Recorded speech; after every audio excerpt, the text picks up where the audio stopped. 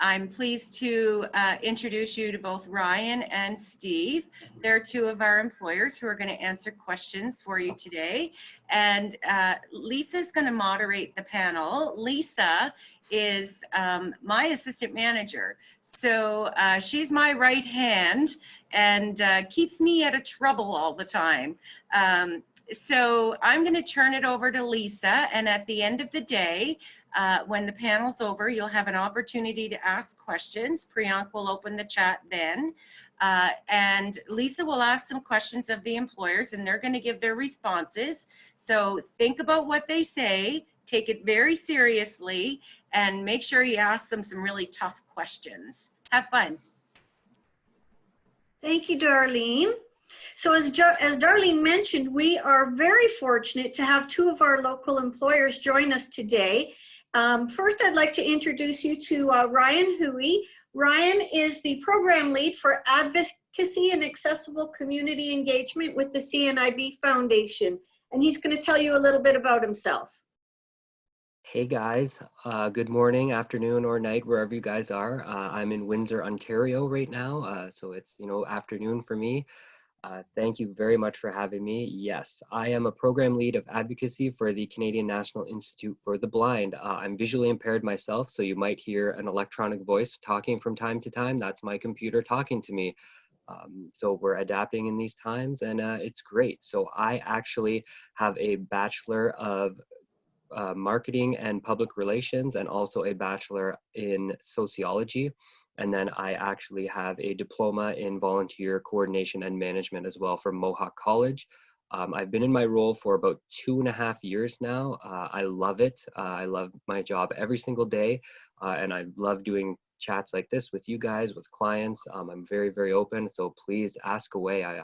I'm ready and willing to answer all questions. Nothing's off topic. I chat about my blindness all the time. I've learned Braille. It's been a very rocky ride, but you know what? We're adapting, and just like you guys, welcome to the seminar. I'm happy to be here. Thank you, Ryan.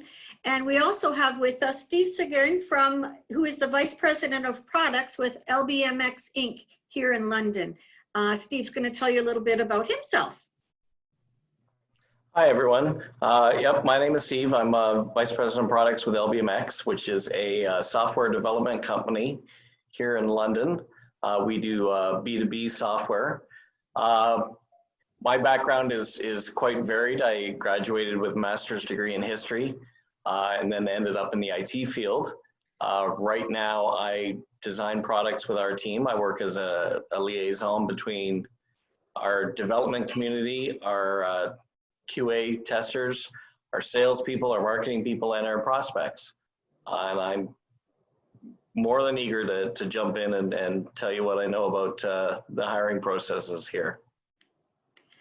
Thank you so much. We feel so fortunate to have you both volunteering your time to assist our newest students learn about the Canadian workplace. So I'm going to just dive right in with some questions to get us warmed up. So Ryan, why don't you start off with this one?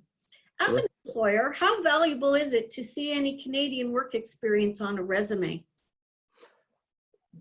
You know what? It's actually very, very valuable to have even volunteer work experience, even if it's not Canadian. But with regards to Canadian, we really look for that in the not-for-profit sector. It's extremely important, and not just for work experience, but also volunteer experience, because it shows that you have a tremendous work ethic, that you have a care and a notion towards that sort of demographic of people, and that you're ambitious to go between it. So I think that, even if you think it's unrelated to the job that you're applying for, I think you might want to put it on your resume, just because you never know what they're looking for. The job title might be, just for instance, general labor, but that can mean a ton of different things, right? So you don't really know until it's all about the eyes of the beholder. Resumes are very, very subjective, and the people that are reading them, everyone has a different taste. So it's very, very important to kind of outline the skills and the transferable skills that you have, because learning one thing at a different job is very transferable over throughout workplace and in the workforce. So I think it's extremely important. And in addition to that, do you think it's valuable to see an international student's education and work history from their home country on their resume? Absolutely, I do. So one of my previous roles was I was an employment counselor with an organization called WEST. It was Women's Enterprise Skills Training, and we helped a lot of newcomers to Canada find work. And they were very, very well educated and well trained individuals coming into Canada. So we had people with masters of accounting or masters of history or even bachelor degrees. And some of those actually transferred over. And even if they didn't, they transferred into other programs where they could get accreditation here in Canada and make use of the education that they've had coming from their home country or from an international country. So it's very, very important, I think, to outline it. It shows that, like I said, you're able to follow through on something, that you see something through start to finish, and that you even that you're willing to put in the hard work and dedication it takes to pull through with something. Thanks very much, Ryan. Steve, did you have anything to add on that question? Yes. Unfortunately, I think one of the obstacles that international students run into when they're looking for jobs is just a general fear of the unknown when it comes to hiring international students. Employers in Canada don't necessarily know enough about the home country of these students. So when they look at colleges or universities abroad on a resume, for example, they don't know whether those are good schools or bad schools. They will understand a Fanshawe on a resume and the quality education that brings, as opposed to some other school that they've never heard of before. And it's the same thing with job experience. Job experience abroad, there's no way necessarily to check the validity of that experience. There's no way to do a reference check or an employment check. So simply having a Canadian employer, even if it's working at a grocery store, that at least gives them someone to check a reference and to check just basic things like reliability. Did this person show up every day? Did they show up on time? Did they work hard? That kind of feedback is invaluable. And I think that's what a Canadian job experience will give them, which is important. That's great, Steve. And you touched on something really important there in Canadian business culture, the importance of being punctual and the importance of, attending and being reliable. So thank you for that. Yeah, and in most cases, even in the not-for-profit world, just to add in a little bit more about the reference check, it's super important. So I'm glad that he brought that up too, because in some cases, a reference check is more important than whatever is listed under the employment history kind of thing, because like you said, you have that person that dealt with you day to day. And can speak to your character. Yes. Okay, so Steve, why don't you get us started with this one? How can students who are new to Canada start building their network? Well, networking is incredibly important, and it's also one of the biggest challenges, I think, for students anywhere, whether you're a local student or an international student. My suggestions are, Fanshawe is very lucky that there's a program that I've been involved with called the Larry Miney Mentorship Program, which actively pairs students with a mentor within a related industry. That's a great way to build up your networking experience, as well as gain a better understanding of what's involved within the actual job that you're looking for. There's also various other volunteer organizations, things like that.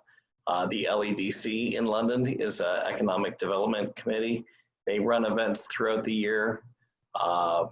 Any kind of event that draws from the industry that you're looking for, or within even a social event that you're interested in. You never know who you're going to meet, and every contact could be invaluable. That next person you meet could be a link to your first Canadian job, right? Exactly. Ryan, did you have anything to add? Yeah, I think networking is, it's the backbone of what you do, because, you know, sometimes you get that job because of all of because of what you know or who you know, right? And I think a big important point here is social media. A lot of people think that networking is only social media these days, and that is very important, but nothing, well, I'm not sure in today's, you know, right now, but, you know, nothing usually beats a handshake and a meeting, right? But, you know, we're adapting to a new world at this point. But I think that it's important to note that these can both work negatively and positively for you. So, you know, what you're posting on Facebook or Twitter or any of the Instagram, right? For as private as you make your account, if an employer wants to find out something about you, that's where they're going to look. And often they do that. It's almost like we were just talking about references. It's like a social media reference check. Like, is this person posting things that are in line with our company mottos and our company, you know, themes and mission, or are they completely off base? Because I've, you know, had times where I've had the perfect candidate, and then you look through their posts and they're not in line with what the CNIB is going for. So unfortunately, we didn't choose that candidate and went another way. So it's really, when you are networking, LinkedIn is a great one. A lot of employers are using LinkedIn now, and you can branch out, and it's like you can get lost in it. It's almost, you know, going down the rabbit hole. So, you know, you can find your next job just by meeting someone and clicking like their page on it too. So it's important to remember, you know, no matter what you post on there, it can be found no matter how private it is, and nothing is ever really deleted. Think before you click that post button. Absolutely. Yeah. That's great. Okay, Ryan, why don't you get us started with this one? As an employer, what advice would you give to our students if they're unable to work in their field of study? Ooh,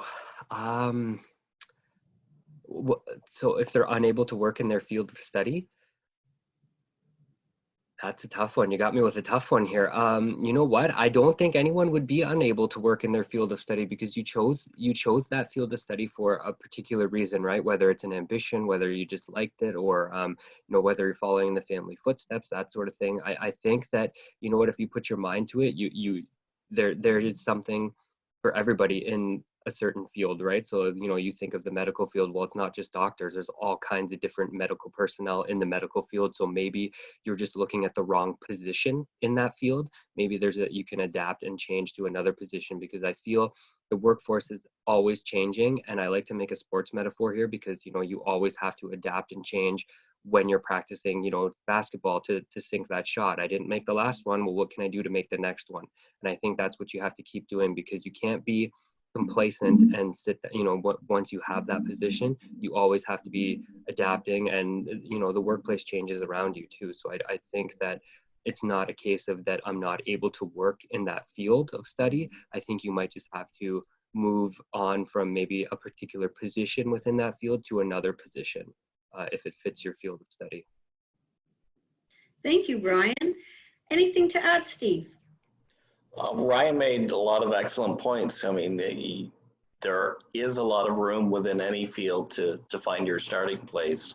You know, I do like to caution students not to settle. I mean, one of the common things that I really understand when I talk with students, especially when they've been looking for a job unsuccessfully for a while, is they start to panic. And that fear of just taking anything. You know, the reality is, unfortunately, if you take a job, that is going to send you down a certain path. And if you're not happy with that path, that could potentially become the rest of your life. You know, if you want to become, you know, whatever it is you want to become, if you want to become a pilot, you know, work towards becoming a pilot. Don't settle for something that you're going to be unhappy with.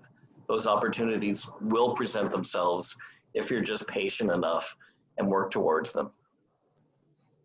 And I think another important point, Steve just reminded me of this, is you know what, when you are, you know, applying for those jobs, like you give the employer a resume, right, that outlines everything that you can do, and you have to concentrate on what you can do. You know, even for me, I don't bring a laundry list of things that I can't do to an employer and say, okay, hire me, but these are the things I can't do. You're outlining the things you can do. So like, you have to really focus on those things and make those prevalent, you know, there shouldn't be like a cannot work in that field sort of thing. Absolutely, and don't minimize the skills that you do have. I mean, at its core, an employer wants someone who will show up every day on time and do their work to their best ability, right? Those are very basic things. Everyone can attain those qualities. You know, don't discount them just simply because you think they're basic. And even if you have a lack of experience too, it wouldn't necessarily, I guess I wouldn't say don't apply for that job, because a lot of employers these days want very green new students because they want to teach them from the ground up. You haven't been, you know, your judgment hasn't been clouded by working at another organization. So for example, if I work at McDonald's and then I go get a job at Tim Hortons, I'm gonna say, well, they did it like this at McDonald's. Well, no, you're at Tim Hortons now. You got to learn it Tim Hortons way. So a lot of employers will say, nope, I'll take the person with little experience rather than someone that's been working in the field for so many years, because they've already been trained and they do it one way, and that's not the way we want to do things here. So they want to train people from the ground up. Absolutely. You know, if you see a job posting that is looking for 2 years of experience, that is a cue that they're looking for someone with 0 experience. You know, so don't, like Ryan said, don't be afraid to apply for things. Okay, so I think it's Steve's turn to go first with our next question. Steve, how should prospective candidates present in an interview? Well, you know, I mean, there's a lot of basic things that I'm sure you'll pick up in any kind of course or anything on this. You know, you want to dress very well. You know, I work in the IT industry where it's very common for people to dress very casually in jeans and a t-shirt. If someone showed up for an interview wearing jeans and a t-shirt dressed as anyone else in the office, they would not get the job. You know, I still look for a jacket, a shirt with a collar and buttons, and preferably a tie. I think that's standard no matter what your kind of job you're looking at. You know, show up, you know, get to the building for an interview very early, but don't show up at the office until 5 or 10 minutes before the interview. You show up at the office really early, that tends to annoy the interviewer because it inconveniences them. You know, you want to make sure you have enough time, but, you know, wait outside the office, find a coffee shop, and then go to the office. Everyone you meet within that office, they are part of the decision-making process. Smile, ask questions, make small talk, be very polite and friendly with the receptionist or whoever else you run into. And actually during the interview itself, to me, the art of doing a job interview is knowing when to answer the question, when to end your answer, I should say. You know, typically a big mistake is people will talk on and on and on, kind of like I'm doing right now, and not bringing it to an end. The nice thing about interviews is you should have a good idea of what you're going to be asked during an interview. There's only, you know, X number of questions, and then there's a lot of variations of that. You know the stories that you want to tell in your interview, and have a beginning, middle, and end to each of those. So yeah, that's what I would suggest. Great advice. Thank you, Steve. Ryan, would you like to add anything? Yeah, sure. So Steve made a very good point. So, you know, dress, you know, you only get one first impression, and you know what, typically, you know, you hear don't judge a book by its cover, but that happens all the time in the professional world. You get based on, you know, what you wore to that job interview, right? So one thing is, don't dress for the job you have, dress for the job you want. And even that, I never really understood that until I kind of got into the professional field, where it's like, yeah, you know, you got to dress for the job that you want. You want to show your boss that, you know, yeah, you want to progress, right? Another great point that Steve made is, you know, showing up early. A coach of mine always said 5 minutes early is late. So that's kind of stuck with me for years and years and years. And I tell all of my clients that when I'm coaching them to be better. And yeah, don't discount what research you can do about the organization that you're applying for. Organizations and interviewers, they love it when you know stuff about their organization that they might not ask, but oh yeah, well, the CNIB was founded in 1918. If you toss that out to me in a job interview, you're going to be remembered. So don't discount on doing a little bit more of the research and studying just before the job interview. Great. Ryan, what are your thoughts on what the workplace will be like post-COVID-19? Ooh, so it's very interesting because, on one hand, I hope that things go back to, air quotes, some sort of normalcy, right? But also I think that this has sort of taught us that things can be done a little bit more electronically, a little bit more. I don't think Zoom is going away. I don't think meetings like this are going away. I think there's going to be some sort of integration between the two. I think whereas, things used to be always in person, there's going to be some sort of hybrid experience after this, where it's going to be, sometimes we're going to use this, or other times it's going to bring us closer together. And it's like I was just on a call with people from all over Canada, and like this one is worldwide, right? So you can bring people together and in an informational setting like this, and I think it's fantastic. So I'm really curious to see actually what the workplace will look like, because I think we're going to have a gradual return to work, right? So it's not going to be all of a sudden, oh, May 31st, everything's back to normal on June 1st. It's not going to be like that. I think we're in for a slow, steady race. It's going to be a marathon, but I think that eventually, there's going to be some sort of hybrid, and I think it's for the better. Some great there. Steve. Let me get my crystal ball out and look into the future there. It's, I think, this is all new to everyone, and no one really knows what's going to come. I mean, my guess is we're going to go through probably 3 new normals before we get to a final lasting new normal. I think, like Ryan said, the world is understanding that a lot of business can be done remotely, which means that, from an employee standpoint, you have to develop a work ethic of working in isolation by yourself without someone looking over your shoulder. That can be very difficult, working from home. Understanding how to connect with people electronically that you're not seeing face to face day after day. That's a skill in and of itself. Just that whole self-contained work and learning ethic, I think, is going to become more important. And yes, I do think that the world will go back a little bit back to normal, where face-to-face is still important. But I think it's really pointing out that you need both skill sets these days. You need the ability to work face-to-face and make connections that way, as well as make connections remotely.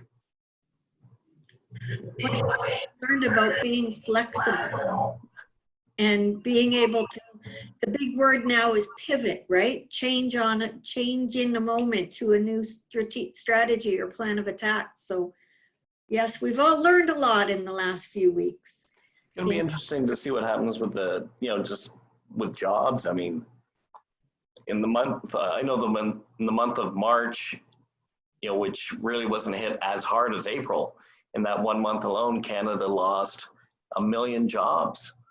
April is going to be worse, and it's going to be interesting to see how fast those jobs come back and in what form. I think it's a time of great opportunity as well as a time of great risk. Agreed. Okay, I think that it is Steve's turn to start us off on this one. Is there any information that we haven't covered that you'd like to share with our international students? Well, we've covered a fair amount. I just would kind of echo again, as far as the interview process goes, come prepared with questions, show an interest in the organization that you're interviewing with, as well as the people that you're talking to. It's very common, at least within my organization, to have a group interview. So 2 or 3 people interviewing one candidate at the same time. And typically when you're in that situation, there's always one interviewer who is quiet, who's just there watching while the other one or two people talk. A great and easy way to win over gain good favor within an interview is to simply turn to that one person at one point and say, hey, you haven't asked a lot of questions. Do you have anything that you would like to know? And that just shows that you're understanding group dynamics, and it draws them in. And it's quite frankly, it's a trick, but it's a very easy trick to show how aware you are of situations and how dedicated you are towards getting a position. That's great information. Ryan. Sure. So I think attitude is half the battle. A lot of employers make their decision based on attitude. I mean, let's say all skills equal between two candidates, the person with the better attitude is always going to get the position. Steve brings up a good point about asking questions. I always tell my clients that, you know what, you should always ask a question, at least one at the end of an interview, and not how much does it pay. That's not an appropriate question for that time. There's always going to be time to find that information out. But I mean, ask a legitimate question that, shows your interest in the organization or company and in the position itself. That's always a really, really good point. And then another thing that I always like to point out is that a lot of companies don't want someone that's a know-it-all. They want someone that can be taught, someone that has, I don't even know if this is a word, but we always use it around the Cnib, teachability, someone that's willing to learn, someone that knows they don't know it all, but will learn from people with more experience within the company, that sort of thing, because that's how you lay the groundwork to become a vital member of the team, and then how you work your way up. Awesome. I think we're going to turn now to some questions from our audience. First, we have Karen, and she'd like to know how she can align her career goals to the values or mission of the company that she is hoping to work for.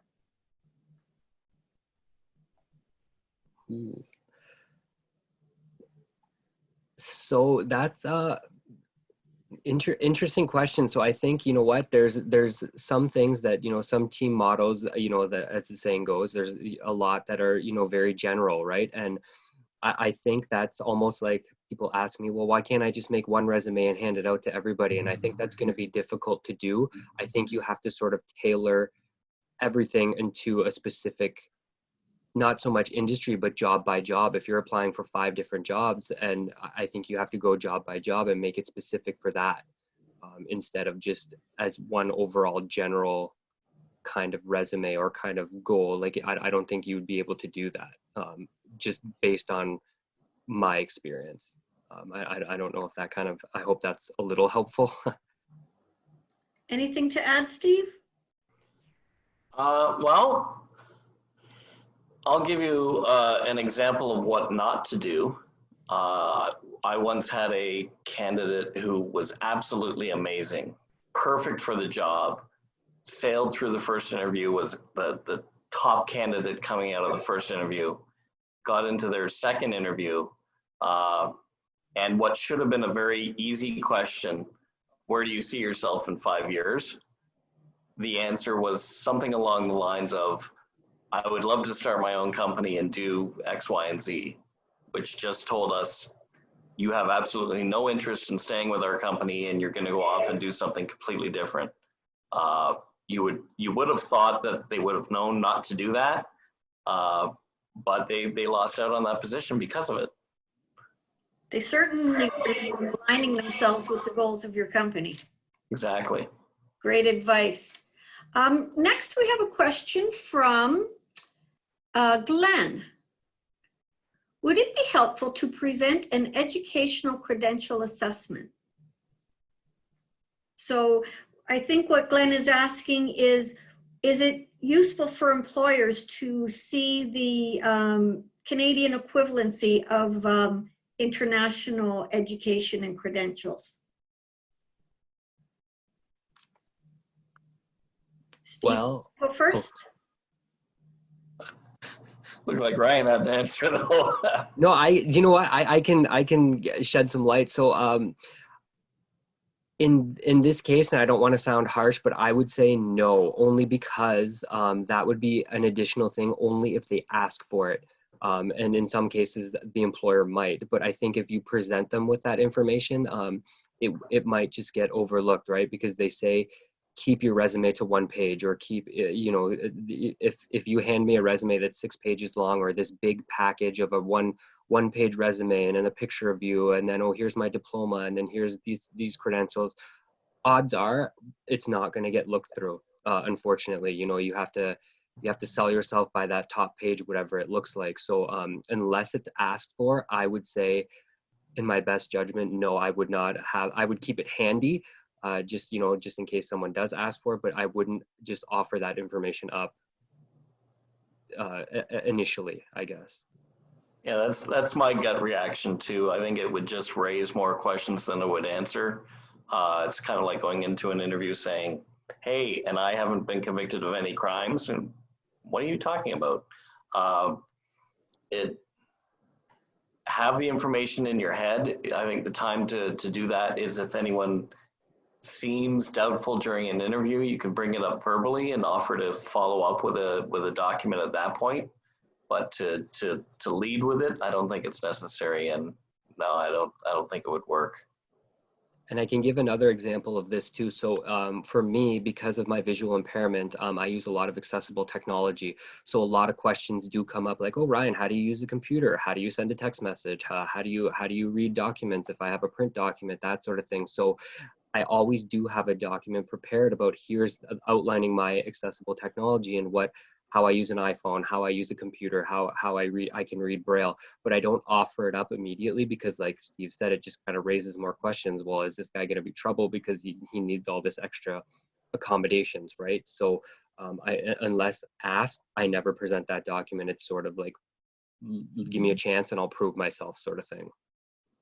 So have it in your pocket, but don't necessarily offer it up. Great. Our next question for the panel, whose turn is it to go first? It's probably mine. Okay, Steve, you're up. This is from Mary. She says, I chose a program that doesn't have co-op visa. Can I change to other program after reaching Canada, which has a co-op visa? Well, that's not really a question for our employers. I should have read that. That, Mary, would be a question that you want to ask your academic advisor once you meet them. That's not something that that could be answered here at this particular event. So keep that. It's a good question, and you want to ask someone in your program at school. So next up, this one I'm not sure if you could answer, Steve. Junior is asking, is a professional license necessary for an IT engineer to work in Canada? If so, how would we obtain that? So a license isn't required. There's various certifications, particularly on the networking side, to certify your ability within certain areas of IT. Whether it's a certain server certification or a certain operating certification. Quite honestly, I haven't even run across certifications as a requirement within the last, at least 5 years. I wouldn't necessarily worry about it, but I think you would get a little bit more guidance from your instructors as far as what the options are and how required they are. Certainly if you're a programmer or a software tester, you don't really need any kind of certification. On the networking side, they may be a bit more stringent on what they're looking for. Okay, anything to add there, Ryan? Unfortunately, I'm not a big IT person, so I don't unfortunately have too much to. I'm glad Steve got that one and not me. Okay. Great question coming up now from Karen. Ryan, how have you reached the position that you're currently working at? How has the process been for you? Do you see a huge difference between what you had planned to do and where you are right now? Absolutely. So best laid plans, always run amok. You have one idea going in as a freshman or as a first year student. You have, I'm going to change the world, and and that's you very well might, but you have to pay the bills too, right? So I lost my vision 7 years ago. And I was really climbing up the ranks in a different company, but I didn't know how to return to work at that point. I didn't know, I couldn't even type without looking at the keyboard. So now I don't have vision, so I can't even tell you where the letter Q is on the keyboard. Now I can, but before, when I first lost my sight, I couldn't. So, you have to start somewhere. So, like I said, dress for the job you want, not the job you have, same sort of thing. You have to start from the ground up. So you might have to take that entry level position and take it knowing that 5 years down the road, you want to be in such a role with the same company kind of thing. So everything has a purpose. Every decision you make career wise and education wise will set you on a path. So know that, try to stay 2 moves ahead, right? And I know that's easier said than done, because life throws a lot of curveballs at you, and I'm sure that it won't stop, right? So like I said, best laid plans, but when you're looking at things, I'm very happy where I am now. Do I want to stay here? Probably not. I want to rise within CNIB. I do want to stay there, but in my current position, I would love to just sort of keep moving up and helping clients and helping them achieve what they want to achieve. So their goals are my goals, and their successes are my successes. Thanks for sharing your story. Steve. Well, as I mentioned, I went to university, got a master's degree in history with the full expectation that I would be teaching high school at some point. I realized during my master's year that I would be a horrible classroom teacher. I did not enjoy it, and it just wouldn't satisfy me. So I went back to school and got a degree in programming from a college. And my first job wasn't programming, it was software testing. So it was related, but not exactly what I wanted. Within that job, and within any job, to me, the secret of success is doing everything in between your job and someone else's job. If you picture everyone's job as a silo, it's working within the gaps between those silos. That's really what gets you ahead. Taking the initiative and volunteering to do things that other people aren't doing or that are being overlooked because it's not their job. And because of that, I've been able to really craft the job that I wanted. It didn't exist at the time within the organizations I was at. I just did it, and it worked out. And I've been very happy ever since. Awesome. And I just had a similar experience too. So when I took I'm going to date myself here, so sorry guys, but when I took my marketing degree, there was no such thing as Twitter.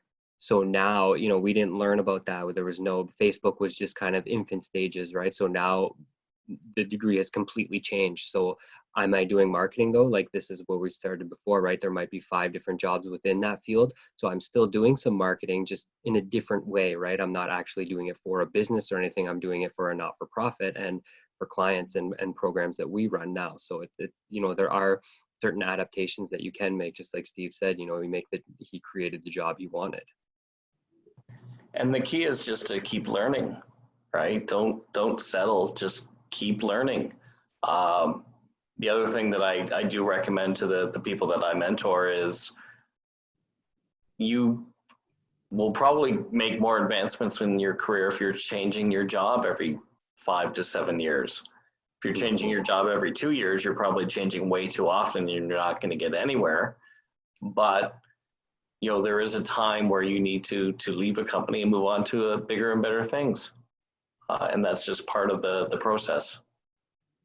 Don't be afraid to take that leap. Exactly. Don't become complacent. Okay. Next up is from Juhi. Considering the current scenario and starting our course online, would we be able to, oh, no, that is not an employment related question. Okay. This is an employment related question. This is from Robert. If I am not an active personal social media user, will it hurt me during my job search?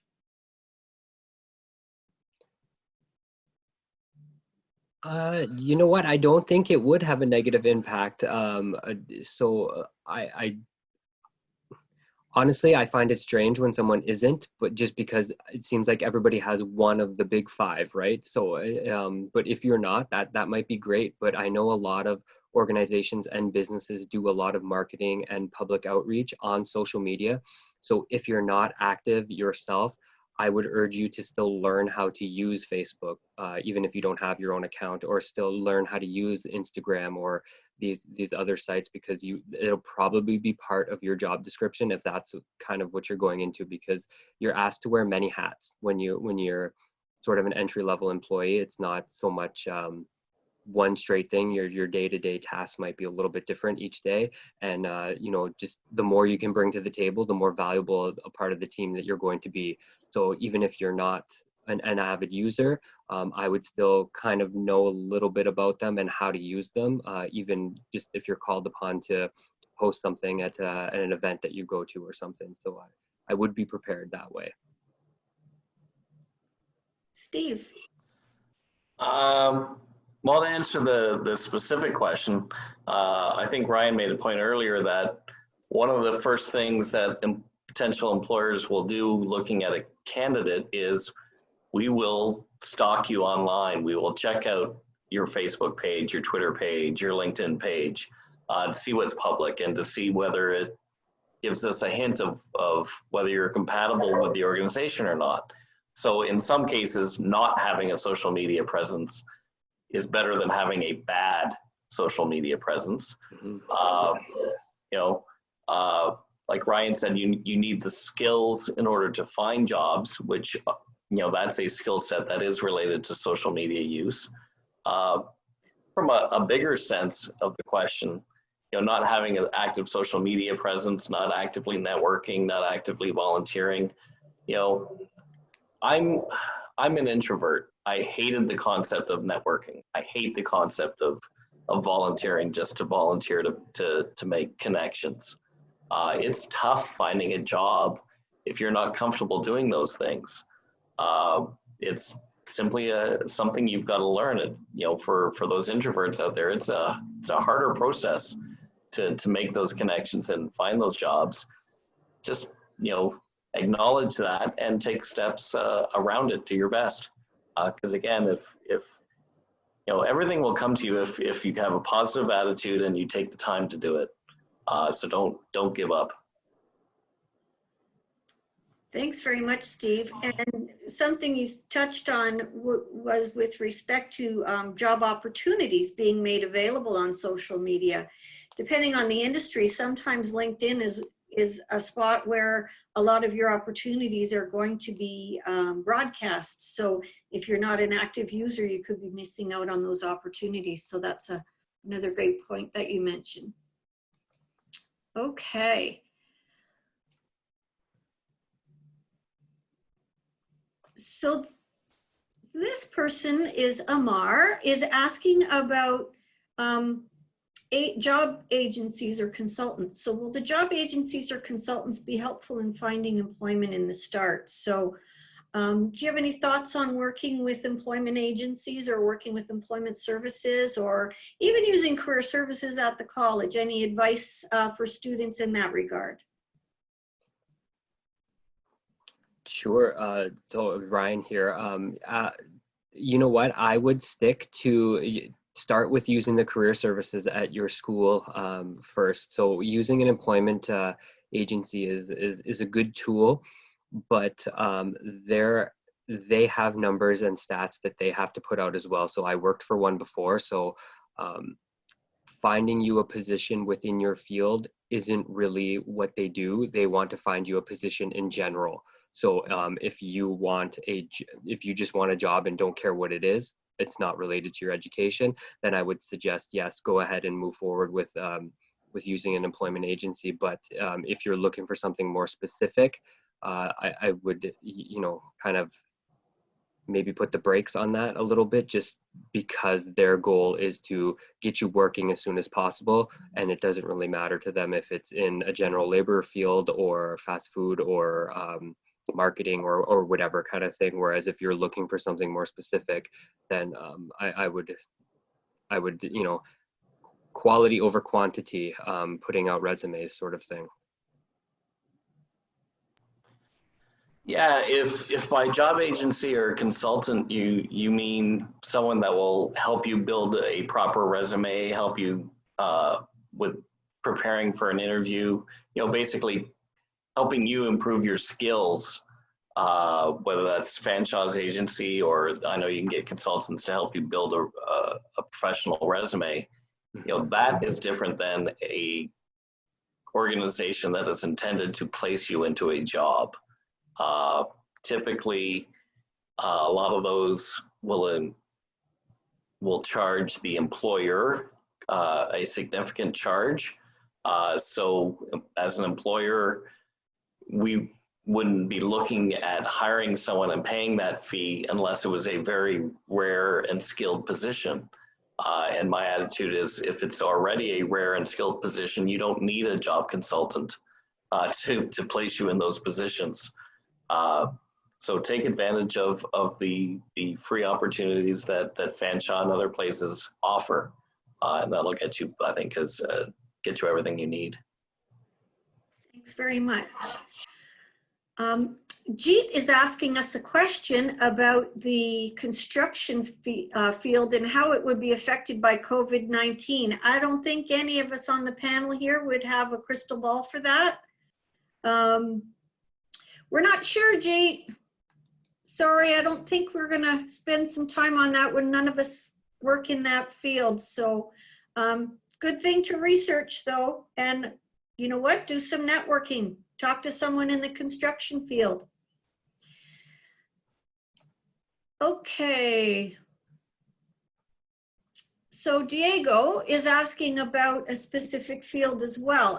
He's going to start to study business marketing and would like to know what are the job opportunities that a student has in Canada, and what advice would you give to a student who studied in any business career? So put your employment counselor hat on there, Ryan. Any thoughts for Diego?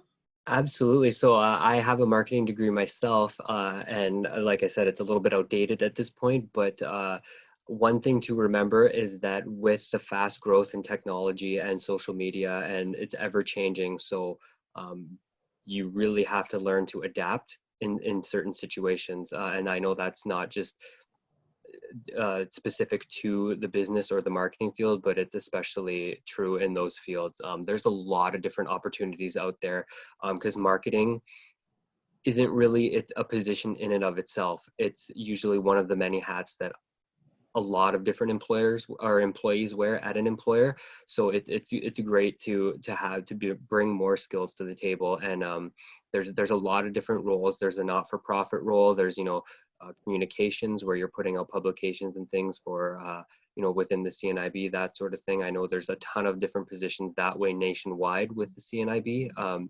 Just to speak quickly about them, but I know that there's a lot of social media positions coming out now that would be classified as marketing and social media positions. So it continues to impress me, the amount of diversity that we have in the workforce. When you just think of, like, if you go on indeed.ca and type in marketing positions, just the ton of different positions that come up, even some that you would think wouldn't even be associated with marketing, are actually moving towards a marketing and HR role kind of thing. They're kind of combining the roles. Anything to add, Steve? Just a word of encouragement. We hired our most recent senior marketing person in January. And she'd only been in the country, I think, for 3 months before we hired her. So there's opportunities out there. Great. I hope that's helpful for you, Diego. Amar, I'm not sure if this is a follow-up to the previous question, but he was asking if IT certifications would help someone get a job compared to someone who doesn't have the certifications. I would think yes. Yes, but Ryan has been making the point that attitude is a lot, if not everything. I think a good attitude will get you farther than a certification will. Okay. Switching gears a little bit here, Chewy would like to know if you allow discrimination in the workplace. You want to go first, Steve? Yeah, that's a question that I've been asked on previous panels before, and it threw me at first. By law and by what question of right and wrong, there is no discrimination in the workplace. It should not affect you of where you're from, what your gender is, what your sexual orientation is.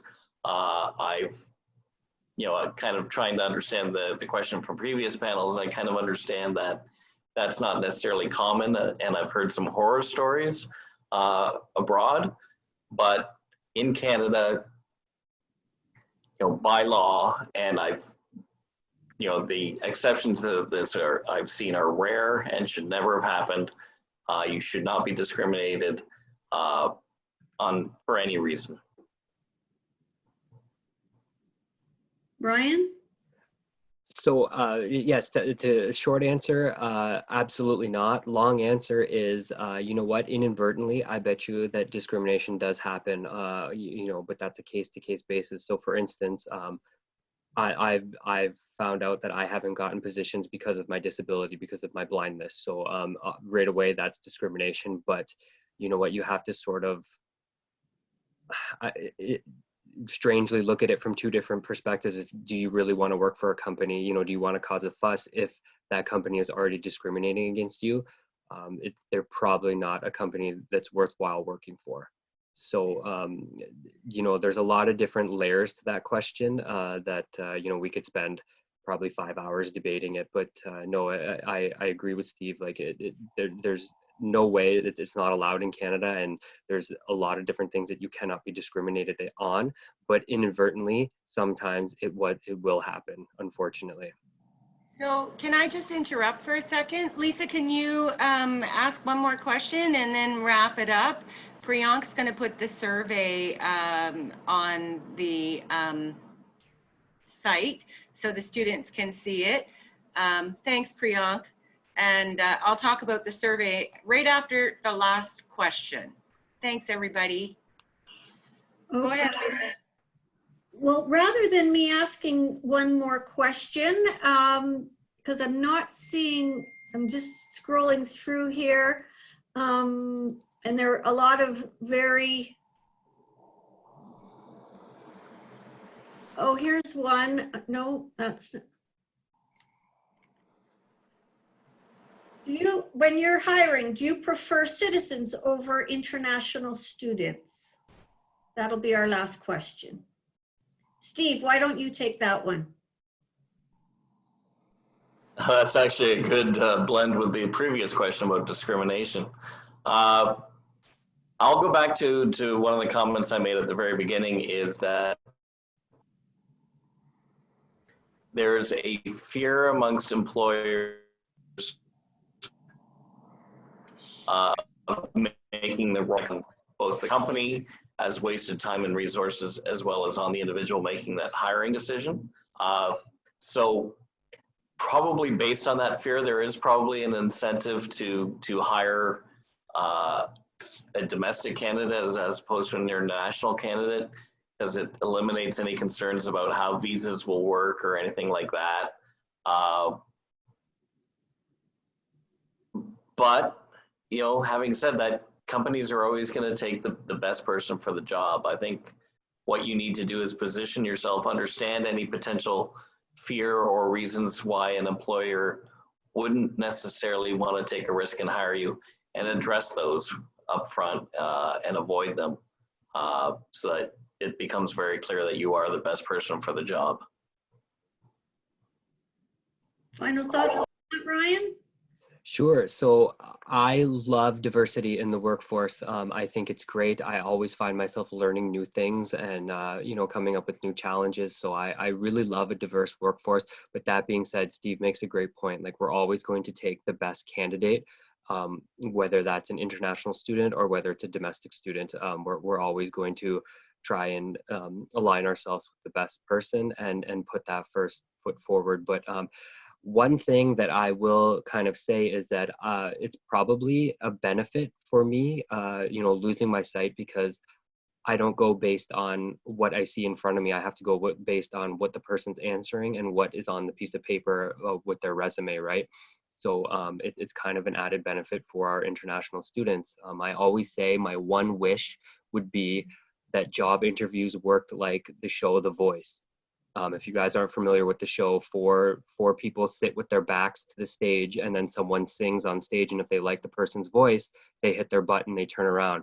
I think that's how job interviews should work. So you don't know if that person's in a wheelchair. You don't know if that person is a woman or a man. You don't know if that person is blind. You don't know whatever. You just go based on their skills and what they're saying to you, and then you turn around if you like their sort of job, and then, you know, you can fit them for the job. I know that's, you know, dream big, but that would be my wish list. If job interviews worked like that, it would be fantastic. I think it would be better for the companies and for the candidates as well.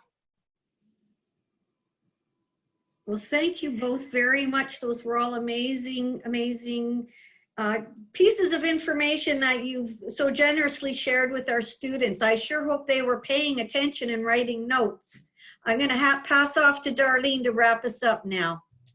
So thanks, Ryan and Steve. You're always so insightful and offer such great advice and information to our students. We truly appreciate you spending this hour with us. And I see there's tons and tons more questions, but I think we ended on a really positive note. So once again, thanks for always stepping up and helping us out to support our students. We appreciate you. Everybody, students, I hope you had a fabulous day. I hope you learned a lot. I know that Ryan and Steve and Lisa reiterated a lot of the information that you learned throughout the morning. We're so excited that you chose Fanshawe, and we just can't wait to meet you. Thanks a lot. Have a great day and stay safe wherever you are.